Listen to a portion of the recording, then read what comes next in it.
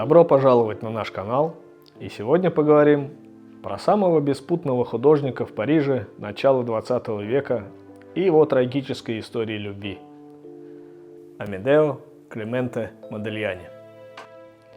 Годы жизни 1884-1920, итальянский художник и скульптор, чьи работы мало кому были нужны при его жизни, но сейчас стоят баснословные деньги. Возможно, он просто опередил свое время, не случайно его биография в чем-то напоминает рассказ о непризнанном гении, которого оценили лишь после его смерти. О яркой, но, к сожалению, такой короткой жизни Модильяни и его удивительных картинах и скульптурах мы поговорим в этом видео.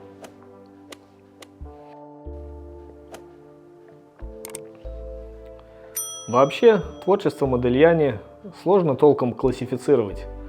Никак оно не укладывается в привычные рамки определенного художественного направления. Большинство экспертов все же относят его к экспрессионизму. Его картины удивительно похожи на скульптуры, словно, не имея возможности лепить, он пытался изобразить их на холсте. А еще он был истинным художником, со странным и непривычным образом жизни, который был чересчур даже для все повидавшего Монпарнаса.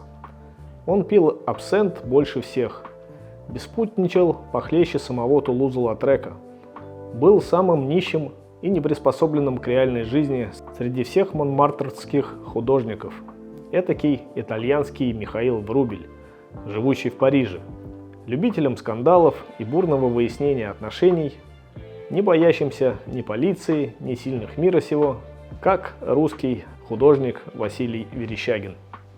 Иногда за обед и выпивку в парижских кафе он расплачивался своими картинами. Тут можно только позавидовать владельцам этих учреждений. Всего через десяток лет им достаточно было продать его картины, и безбедное существование обеспечено. Но кто мог тогда подумать, что его работы будут так дорого стоить? Казалось, что над ним давлеет какое-то проклятие, которое неизбежно увлечет в могилу и самого художника, и его близких. К сожалению, так и получилось. А история любви Модильяни не менее трагична, чем его странная и рано окончившаяся жизнь. Модильяни родился в итальянском городке Ливорно. В многодетной еврейской семье был четвертым, самым желанным ребенком. Вначале семья была вполне себе благополучной, но потом дела пошли плохо. А в тот момент, когда у его матери начались схватки, пришли приставы, чтобы описать имущество разорившегося отца. Пришлось все ценные вещи и драгоценности перенести на кровать роженицы. По итальянским законам она была неприкосновенна, и можно было не опасаться, что судебные приставы их заберут. Так Амедео и родился, в окружении драгоценностей, которые потом очень пригодились его матери Евгении Гарсон. На них она открыла частную школу, вскоре ставшей лучшей в Ливорно. Когда Амедео вырос, он с восхищением и любовью говорил о своей матери, но почти никогда об отце. Тот оказался слаб. После своего банкротства он забросил дела, хандрил и часто выпивал. Роль отца взял на себя дедушка, который и привил ему любовь к живописи. Амедео был очень болезненным. В детстве переболел плевритом, потом брюшным тифом, но даже в бреду просил дать ему кисти и краски. В 14 лет он забросил обычную школу и поступил в художественную студию. А в 16 лет Амедео заболел туберкулезом. Требовалась смена климата, и его мама поехала с сыном в Рим и Неаполь. Там Модильяни знакомился с работами старых мастеров, много рисовал и заодно ухлёстывал за девушками. Поправив здоровье, Модильяни стал учиться в Венеции. И, по мнению многих исследователей его жизни, именно там впервые принял запрещенные вещества. Во Францию Модильяни приехал в 1906 году. Тогда Париж был главным городом для художников и любителей живописи. Там творили ведущие художники того времени – импрессионисты Эдгар Дега, Клод Моне, Пьер Ренуар и многие другие. Сначала денег у Амедео было много, не своих, от матери. И он жил на широкую ногу, в самом дорогом отеле и кутил напропалую. Потом деньги кончились, пришлось снимать дешевую комнатку на Монпарнасе и экономить на качестве выпивки, но отнюдь не на количестве. Кстати, именно Модильяни и Морис Утрилло были главными скандалистами и алкоголиками в этом районе.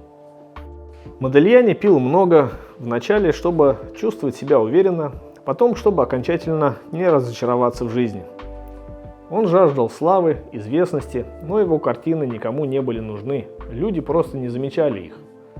В 1909 году Модильяни становится скульптором, как его приятель Константин Бранкузи. Вот только здоровья и силы для создания скульптур у Модильяни было мало. Болезненный от природы, он еще больше его расшатывал своим беспутным образом жизни и алкогольными кутежами. Зато благодаря скульптуре Модильяни выработал свой стиль в живописи.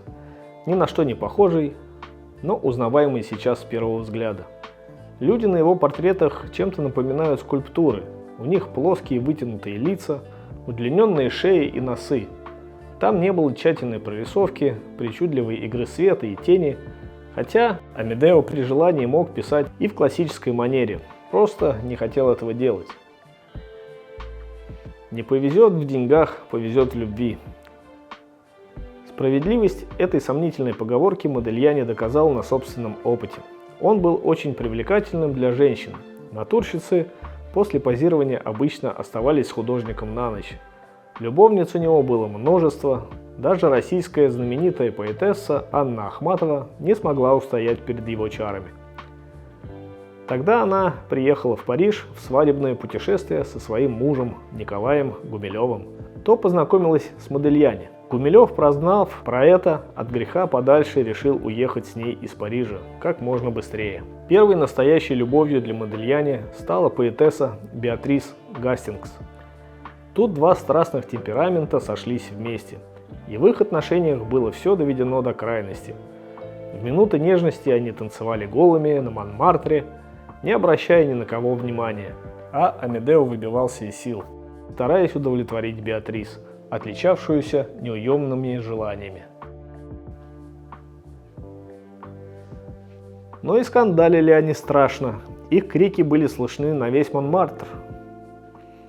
Отношения продлились всего год, но вряд ли Модильяни и Гастингс вынесли бы их более длительное время. Слишком много страсти и энергии они забирали. Ну, а главной женщиной для Модильяни была Жанна Эбютерн, 19-летняя невзрачная девушка, которая, в отличие от других, не пыталась изменить его, понимала, что это бесполезно, а принимала Модильяни таким, каким он был на самом деле. Он также пил, употреблял запрещенные вещества, у него не было денег, даже когда удавалось продать какую-нибудь картину, то пропивал всю выручку со своими приятелями, настоящих друзей у Модильяни практически не имелось. Иногда бил свою подругу, но все равно относился к Жанне с нежностью и любовью. Кстати, Модильяни написал немало портретов в стиле ню, но ни на одном из них не было Жанны. Он выделял ее из своих натурщиц, а иногда они просто сидели вместе в кафе и прижимались друг к другу, словно ища поддержки от такого практичного и жестокого мира, которому не было никакого дела до непризнанного художника и его невзрачной подруги. Модильяни умер в больнице для бедных, оставив свою подругу на 9-м месяце беременности. Та не плакала, а просто подошла к окну 6-го этажа и сделала маленький шаг, оказавшимся последним в ее жизни. А когда хоронили Модильяни, то за гробом шло множество людей, которые еще вчера гнали его отовсюду и смеялись над ним.